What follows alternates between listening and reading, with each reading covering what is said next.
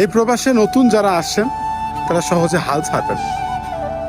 মনে রাখবেন, প্রবাসে যেহেতু আপনি আসছেন, আজ না হোক কাল সফল হবেন একদিন।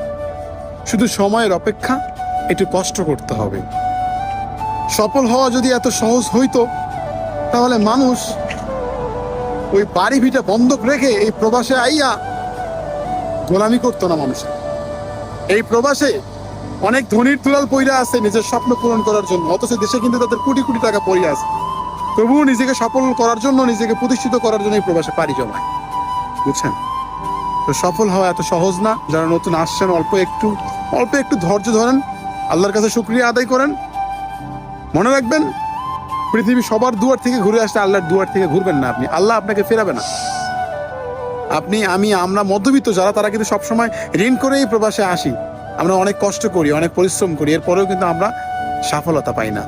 আর একটা জিনিস মনে রাখবেন, আল্লাহ তাআলা যে জিনিসটা দেয়, অতি সহজে জিনিসটা দেয়, ওই জিনিসটা কিন্তু অতি তাড়াতাড়ি আবার নিয়ে যায়।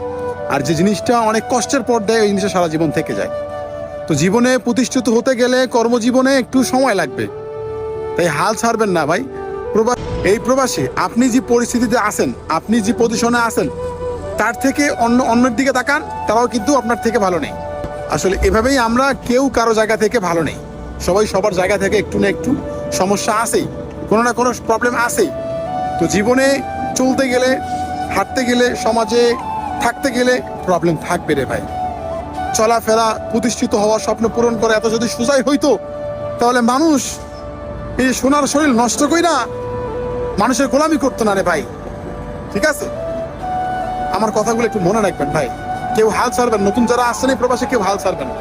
আমিও প্রথমে এই প্রবাসে আসার পর অনেক চিন্তা করতাম যে ভাই আমি কবে প্রতিষ্ঠিত হব। অনেক মানুষরা এত টাকা ইনকাম করে, এত টাকা স্যালারি পায়, এত অল্প দিনের মধ্যে আমি 1000 টাকা স্যালারিতে কবে কি করব। আল্লাহর রহমত যদি থাকে, যে 10 টাকা দিয়ে কিছু করতে পারবেন, আপনি 2 টাকা দিয়ে কিছু করতে পারবেন।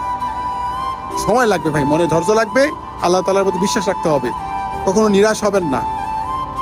মনে রাখবেন, সবার রাস্তা যদি বন্ধ থাকে, তাহলে আল্লাহ তাআলার রাস্তা বন্ধ নাই, উনি আপনার জন্য যে কোনো রাস্তা একটা বের করেই দিবে। বুঝছেন? তাই যারা নতুন প্রবাসে আসবে